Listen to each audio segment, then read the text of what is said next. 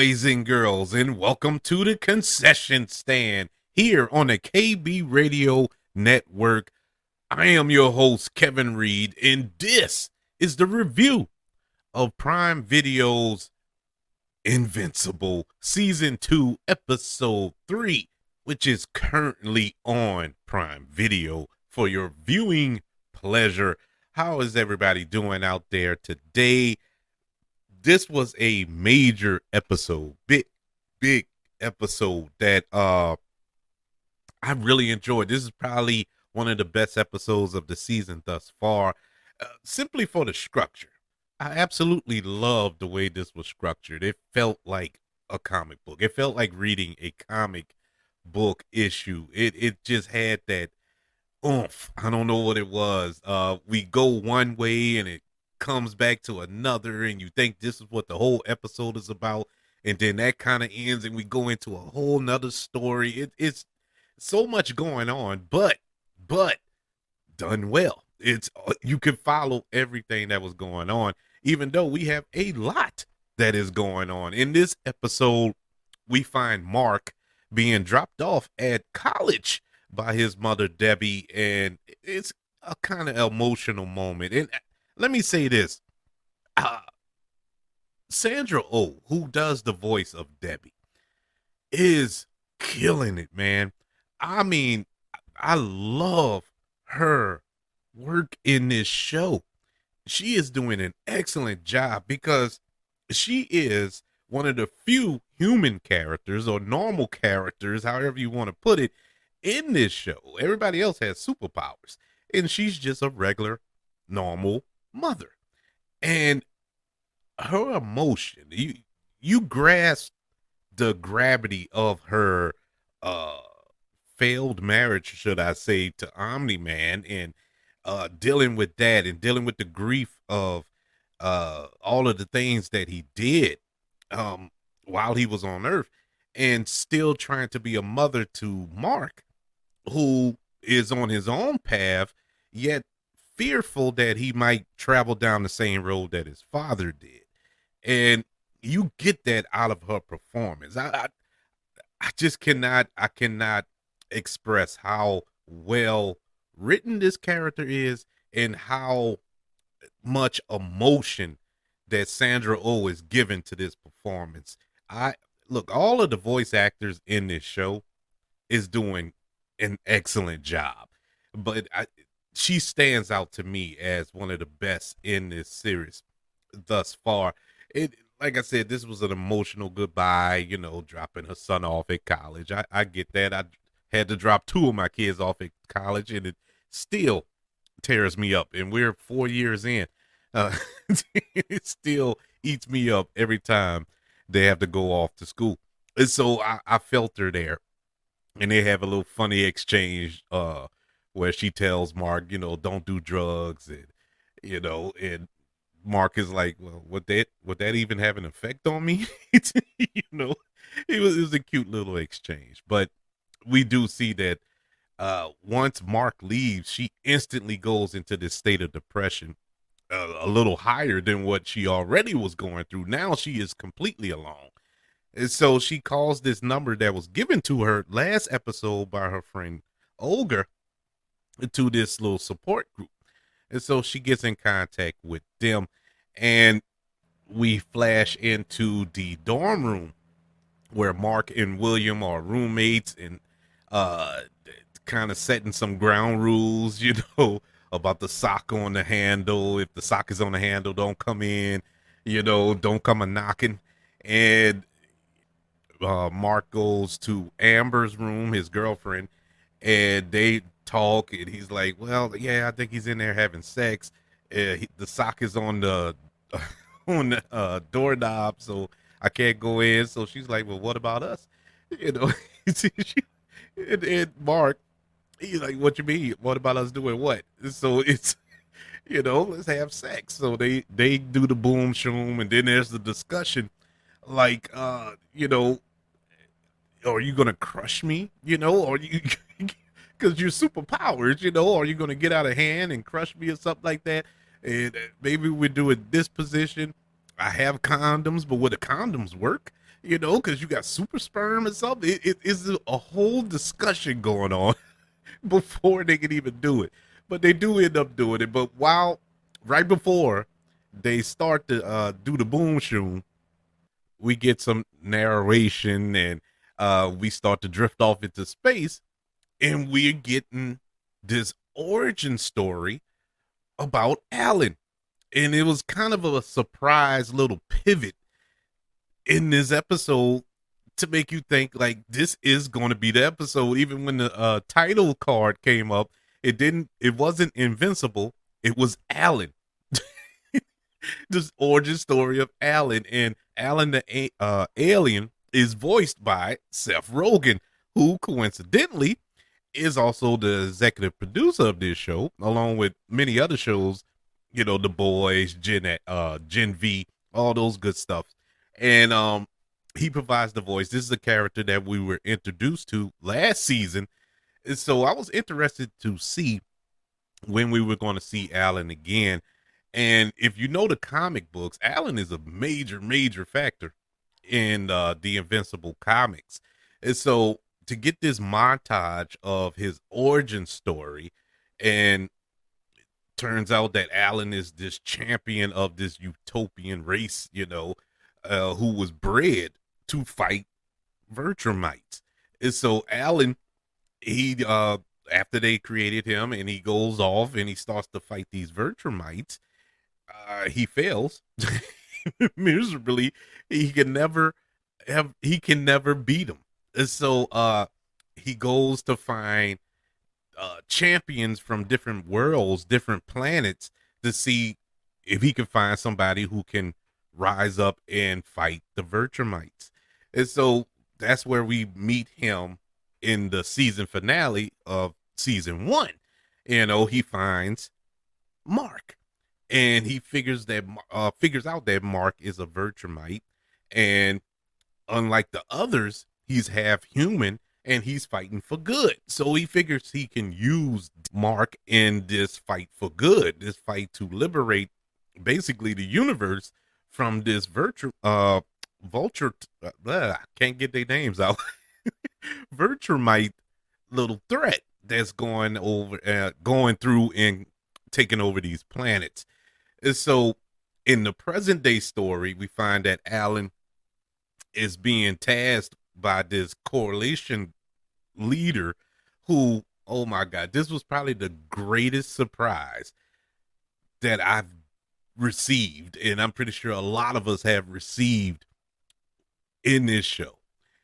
We get this leader who is Thaddeus, I believe his name is. He's voiced by Peter Cullen. And if you don't know who Peter Cullen is, he is the voice of Optimus Prime. Not only in the movies, but going back to the 80s cartoons, he is Optimus Prime. And as soon as that voice came out of this character, I was like, a tear trickled down my cheek, because I love Peter Cullen's voice. It's so distinguished. You know exactly who that is. I ain't even had to look that up. It was like immediately, I'm like, yeah, that's Peter Cullen. But he tasked Alan with finding the mole. He believes there's a mole amongst the coalition ranks. So who is feeding information to the Vertramites. So Alan, of course, agrees to help out, and we find out that he has a girlfriend, and they do the boom shoom, but they cut away from that as well. The narrator comes in. I like that little storytelling method that they use there. And so the next day, they're eating lunch or breakfast or whatever they're at. They're at this space diner, and he tells his girlfriend that, well, right before he's about to tell his girlfriend that Thaddeus wants him to find the mole, but right before he can get it out, a hole bursts out of this diner and it sucks him out into space. And so the whole while I'm like, oh man, don't tell her, because I'm already kind of suspicious. Maybe she's the mole. That would be the biggest like swerve to this character. You know what I'm saying? So uh he floats out to the space, and we're like, well, who blew up that hole? None other than Virtumites. It was like three of them, and they worked him. I mean, tore him to pieces. Literally, tore him to pieces. All the while questioning him about the whereabouts of Omni Man, let alone his half-human son, Invincible or Mark. But he refuses to give up that information, so they beat him nearly to death. I don't even know how he was hanging on to life, but he uh he is, well, actually he's not, because he did die. They put him in a kind of a rehabilitation little chamber type deal, and uh to try to bring him back to life or whatever. And so while he's in this little thing, we see that his girlfriend is mourning him somewhat, and crying over him, and Thaddeus comes in and talks to her, and she leaves the room, and he's like, yeah, go ahead and take a break, I'll watch over him, whatever. And he gives that look, and while he's in there, he turns off the machine, killing Alan. And that means no without a doubt that Thaddeus is indeed the mole. And so that was a big swerve. That was like wow. Wow, didn't see that one coming. It is weird.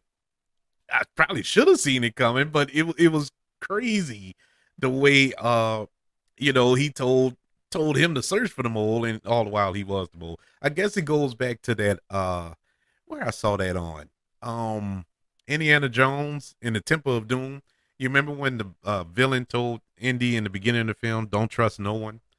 Yeah, then he comes back. He's the villain, and he told it. I told you not to trust anyone, and that included me.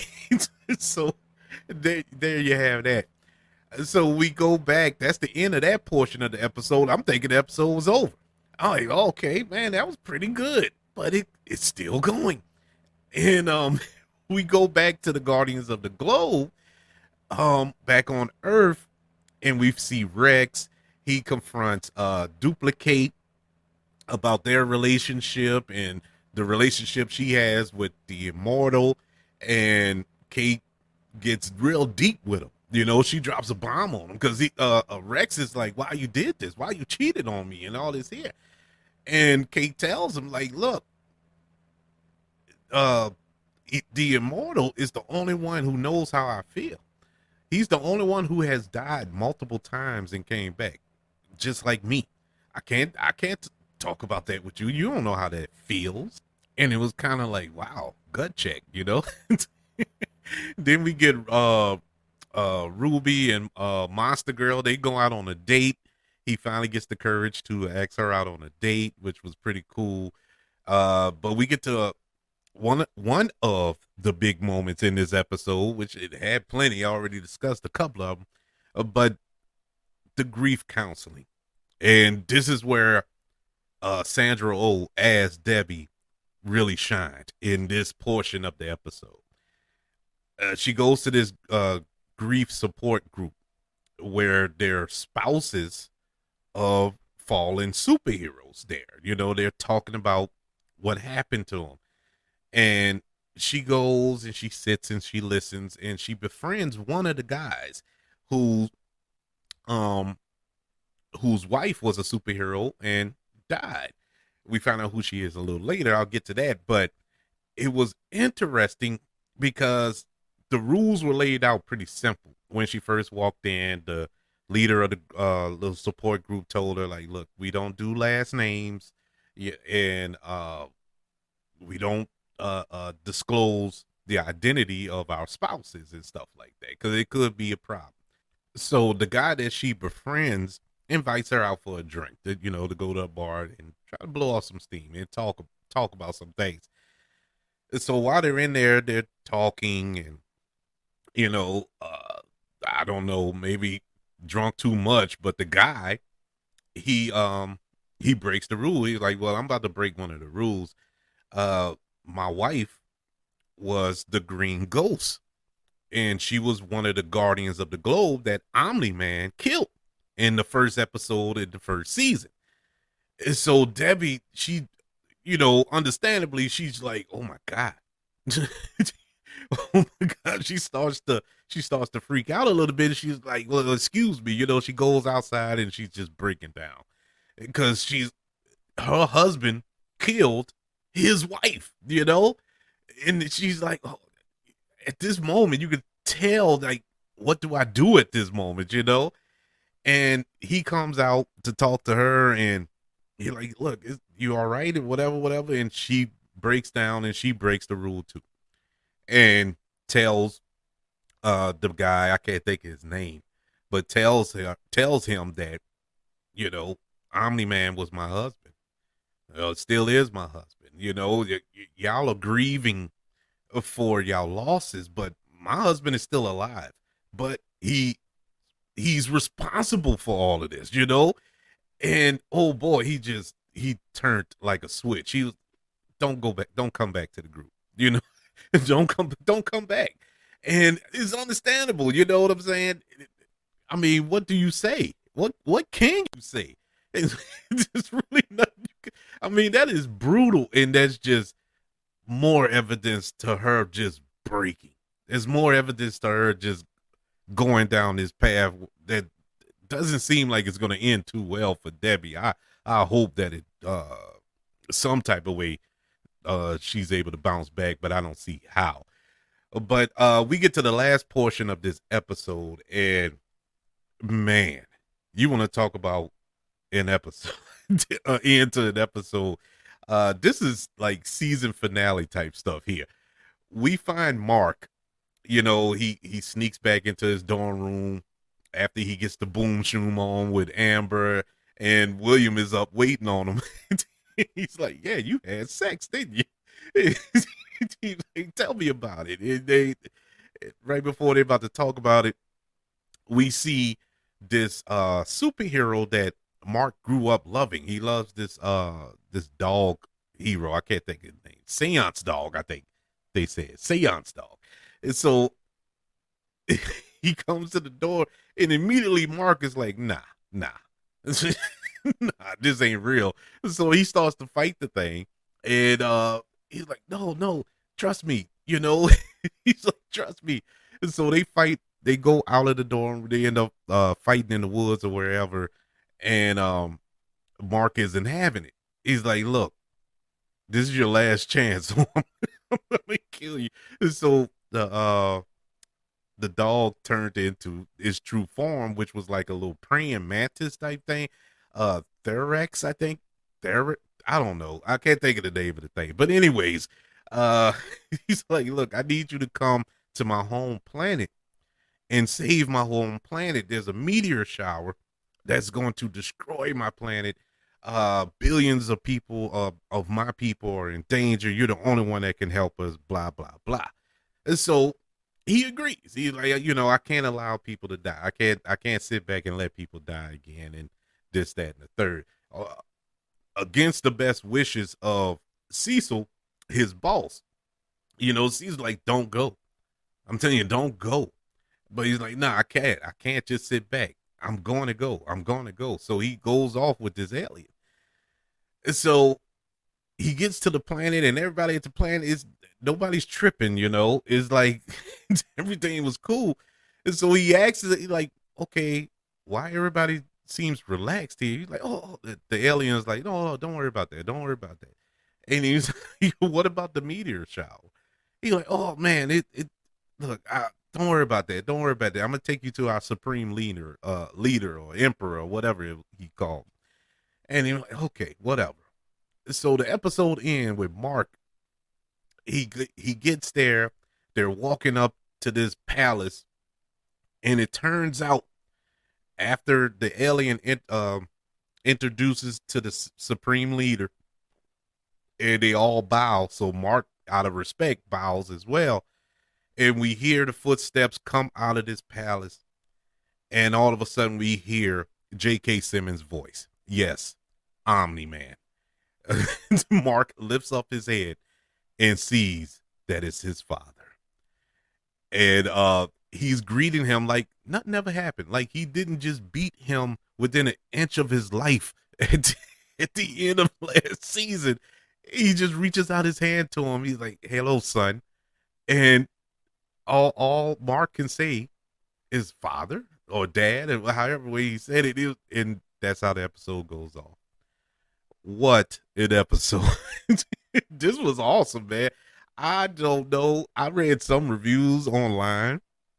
Um, I don't know what these guys are tripping on. this was this was an excellent episode. I actually enjoyed this one more than any other one this season. Now, one thing that I can say that I'm kind of wondering what's going on is Amstrom Levy, the main villain that was introduced earlier this season. Like, where is he? He didn't pop up in this episode at all. But that wasn't what this episode was about. This was origin story for Alan. I would say origin and end of Alan. And we get the reintroduction of Omni-Man. And so, man, there's a lot. That's a lot. And that just 3 episodes into this season. So, man, we got a long way to go. I can't wait. I think next week is the mid-season finale until next year. I think they're going to take a break until after all the holidays, and it comes back in January. So next week will be the last one for this calendar year. I believe that's what I saw. Either way, I'm enjoying this season so much. This is a fun show, real good show. And I can honestly say, because I never read Invincible comics. I didn't read any of those comic books. I know a little bit from what I, saw and researched and heard people talk about. But other than that, I never really picked up an issue. But this is really, really encouraging me to go back and read these comics. I am loving this so much. Hats off to all who are involved in this show.